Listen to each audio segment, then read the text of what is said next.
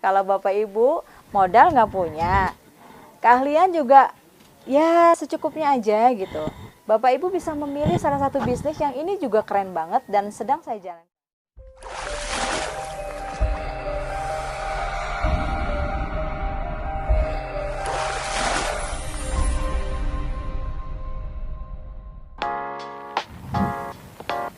Assalamualaikum warahmatullahi wabarakatuh. Salam miliarder, sukses, sehat, kaya, berkah. Allahu Akbar.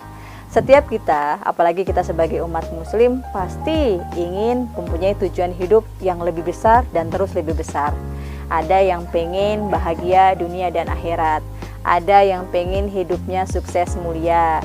Ada juga yang pengen hidupnya sukses, sehat, kaya, berkah. Atau pengen tujuan hidupnya tuh punya kebebasan keuangan. Tapi kalau saya pengennya empat-empatnya, amin. Dan ketika tujuan hidup itu sudah terbayang di depan mata, sudah ada target-target kapan ingin kita capai, pasti kita akan berusaha bagaimana tujuan-tujuan hidup itu bisa kita capai. Ketika kita tahu bagaimana tujuan hidup itu ingin kita capai, pasti kita akan mencari caranya kan ya, mencari jalannya. Ada salah satu cara bagaimana tujuan hidup itu bisa lebih mudah kita dapatkan, yaitu dengan cara yang sudah diajarkan oleh Nabi Muhammad SAW, yaitu dengan cara berdagang. Kalau di zaman sekarang itu berdagang sama aja dengan berbisnis ya. Dan ternyata ada satu hadis dari HR Ibnu Majah bahwa seorang pedagang yang jujur dan amanah terpercaya akan dikumpulkan bersama para nabi, orang-orang sidik, orang-orang yang mati syahid pada hari kiamat. Jadi selain rezeki yang bisa kita dapatkan dari berdagang atau berbisnis ini, ternyata Allah sudah menjanjikan bahwa jadi pedagang akan mendapatkan surga di yaumil akhir nanti. Asalkan dia menjadi pedagang yang jujur dan amanah pastinya. Dengan menjadi seorang pedagang atau pebisnis di zaman era sekarang ini, artinya kita punya suatu cara bagaimana kita mendapatkan rezeki tanpa batas. Kenapa manusia atau sebagai seorang muslim itu harus kaya? Allah itu menyukai hamba-hambanya yang kuat hati, kuat iman, kuat harta, dan kuat amal. Jadi bukan hanya kuat fisiknya, tapi juga kuat hartanya. Kenapa? Seorang muslim harus kaya. Karena sebaik-baik manusia adalah yang paling bermanfaat bagi banyak orang. Allah itu maha kaya. Ya, setuju ya kalau Allah itu maha kaya. Dan manusia adalah sebaik-baiknya ciptaan Tuhan. Kita harus kaya. Karena dengan kekayaan ini, insya Allah kita lebih mudah untuk memberkahi banyak orang. Menjadi manusia yang rahmatan lil alamin. Bagaimana sih sebenarnya cara-cara untuk kita menjadi seorang miliarder, orang-orang yang diberi keberlimpahan rezeki tanpa batas?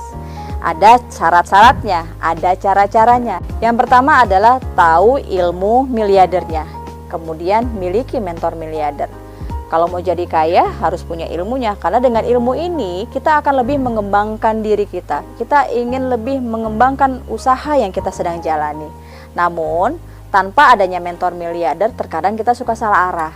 Nah, diperlukanlah seorang mentor yang sudah berhasil, yang sudah terbukti dengan bisnis ini, bagaimana dia bisa mengarahkan kita. Langkah kedua, menjadi seorang miliarder, kita harus melakukan yang namanya kerja cerdas. Kerja cerdas itu artinya kita harus menaikkan kapasitas diri kita sebagai calon miliarder.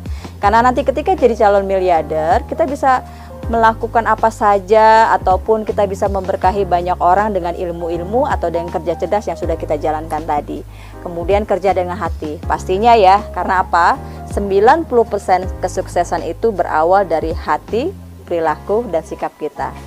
Kemudian kerja dengan ikhlas. Karena apa yang kita lakukan ini sebenarnya kan hanya mengharap ridhonya Allah Subhanahu wa Ta'ala. Langkah ketiga untuk menjadi seorang miliarder, Bapak Ibu harus tahu apa kendaraan yang kita bisa gunakan untuk mencapai impian kita menjadi seorang miliarder tadi, yaitu kendaraan yang terbaik dan tercepat.